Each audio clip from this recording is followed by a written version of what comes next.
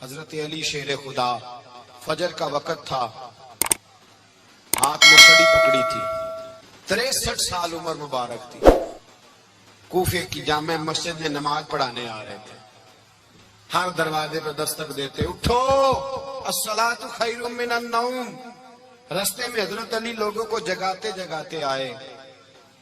جب مسجد کوفہ میں پہنچے تو ایک بدبخت خنجر چھپائے کھڑا تھا، اس نے حضرت علی رضی اللہ تعالیٰ عنہ کو خنجر مارا۔ وہ دوستانہ جو 10 سال کی عمر میں شروع ہوا تھا، جب شیر خدا کو خنجر لگا تو پتہ لفظ کیا تھے؟ فزت برب الکعبہ، لوگوں رب کعبہ کی قسم میں کامیاب ہو گیا، میری زندگی دین کے کام آ گئی، میں کامیاب ہو گیا۔ حضرت علی کی داڑھی ساری لہو سے بھر گئی۔ حضرت شیر خدا فرمایا کرتے تھے، ایک دفعہ میں بڑا بیمار ہوا، میرے سے اٹھ کے کھڑا نہیں ہوا جاتا تھا، حضور تیمارداری کرنے آئے تو میں نے کہا یا رسول اللہ پتہ نہیں بچوں گا کہ نہیں۔ حضور نے فرمایا علی نہیں، تو اس وقت دنیا سے جائے گا جب تیری داڑھی لہو سے رنگین ہو جائے گی۔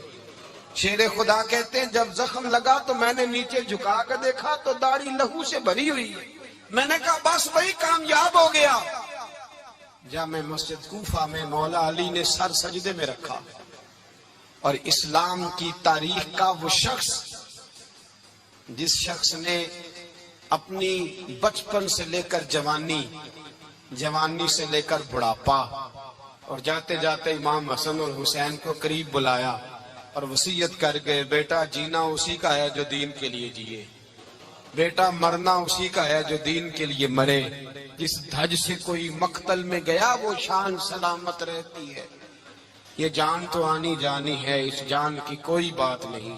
حضرت شیر خدا کرم اللہ تعالی وجہ الکریم خاتم الخلفاء تھے، ان پر خلافت اسلامیہ ختم ہوئی۔ حضرت علی رضی اللہ تعالیٰ عنہ جس دن وصال ہوا، آپ کے بیٹے کہتے ہیں اس رات مولا علی نے خزانے کا مال سارا ایک رات پہلے تقسیم کیا، اور پھر جس جگہ مال خزانہ ہوتا تھا وہاں 2 نفل پڑھ کے کہا اے اللہ میں نے تیرے بندوں کی امانت تیرے بندوں تک پہنچا دی ہے۔ زندگی دین کے نام کر کے وہ شیر رخصت ہوئے۔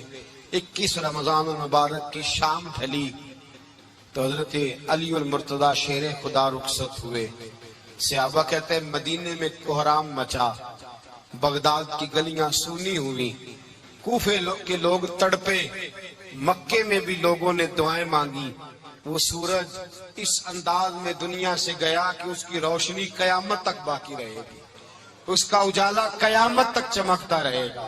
حضرت علی کا نام آج خودداری کی علامت ہے، حضرت علی کا نام ایمان کی علامت ہے۔ مولا علی کے نام کا نعرہ لگتا ہے تو سینوں میں خون دوڑتا ہے، طاقتیں بیدار ہوتی ہیں، روحیں بیدار ہوتی ہیں۔ حضرت علی کثرت سے نماز پڑھتے، کثرت سے روزے رکھتے، کثرت سے عبادت کرتے۔ حج تو اتنا محبوب تھا، ہر سال حج کرنے جاتے، ہر سال حج کرتے۔ حضرت مولا علی شیر خدا رضی اللہ تعالیٰ عنہ کا عالم یہ تھا کہ باوجود غربت کے، باوجود غریبی کے، گھر میں کوئی شے، اور یہ جان بوجھ کے غربت اختیار کی تھی ورنہ تو مالک تھے کون ہے، باوجود فقر اختیاری کے حضرت علی رضی اللہ تعالیٰ عنہ کے دروازے سے خالی کوئی نہیں جاتا تھا۔ ایک سائل مسجد میں مانگنے آ گیا، مسجد میں مانگنے آ گیا تو حضرت علی نماز پڑھ رہے تھے۔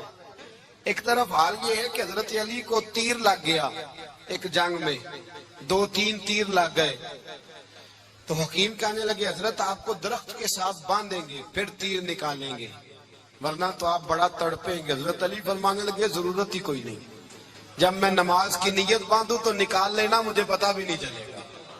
ایک طرف حال یہ ہے، ایک طرف، اور دوسری جانب کیا حال ہے؟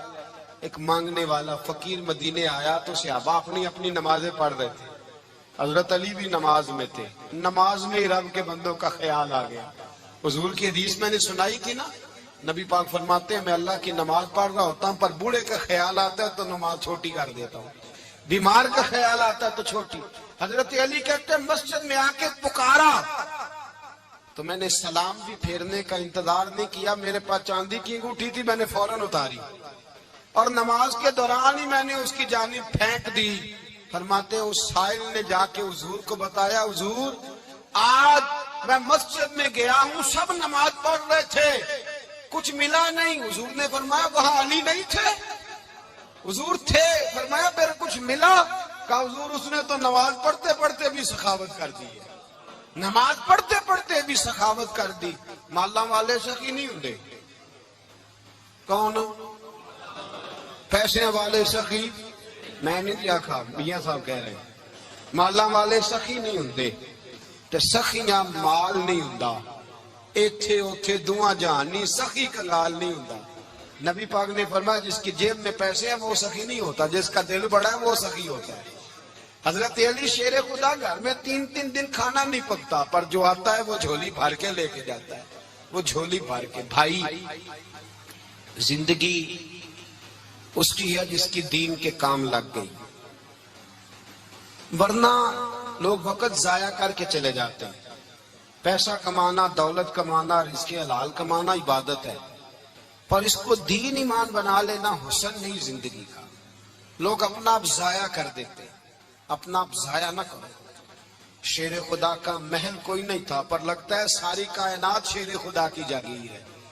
حضرت علی رضی اللہ تعالیٰ عنہ کا بینک بیلنس نہیں تھا، لیکن آج اگر اللہ کسی کو نور بصیرت دے تو وہ اٹھ کے دیکھے کائنات میں جتنا کچھ بھی ہے، آج پورے عالم دنیا میں، عالم اسلام میں حضرت علی کا ہی ذکر ہو رہا ہے، پوری دنیا حضرت علی کا۔ پھر اللہ نے فہم دیا، بصیرت دی، حضرت علی کو اللہ نے علم دیا۔ بہت بڑے عالم تھے حضرت علی، بہت بڑے۔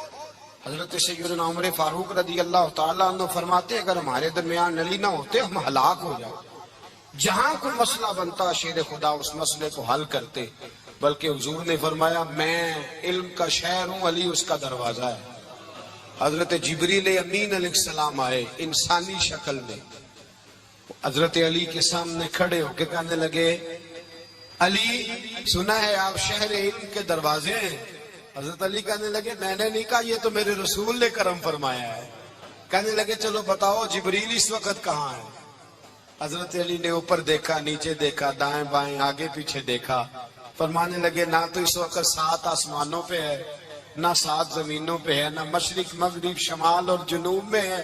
فرمانے لگے یا تو جبریل ہے یا میں جبریل، ایک ہے دونوں میں سے۔ تو حضرت جبریل کہنے لگے علی سچ کا ہے مصطفیٰ نے، تو واقع علم کا دروازہ ہے، تو علی ہے، جبریل تو میں ہی ہوں، میں ہی ہوں جبریل۔ یہ ان کے علم کی وسعت، یہ ان کی حکمت اور دانائی کی وسعت، یہ کہاں یہ جو فہم و فراست ہے نا میرے بھائی، یہ کتابیں پڑھنے سے زیادہ نہیں آتی، کتابیں رہنمائی کرتی ہیں۔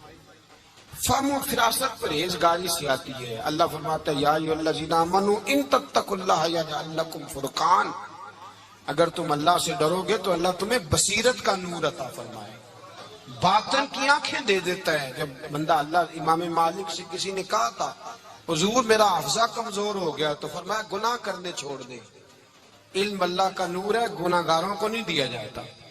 تیرے ذہن کے اندر جب وسوسے بسیں گے تو اللہ کا نور کیسے آئے گا؟ حضرت علی کی زندگی مشعل راہ ہے، اس کو اپنائیں۔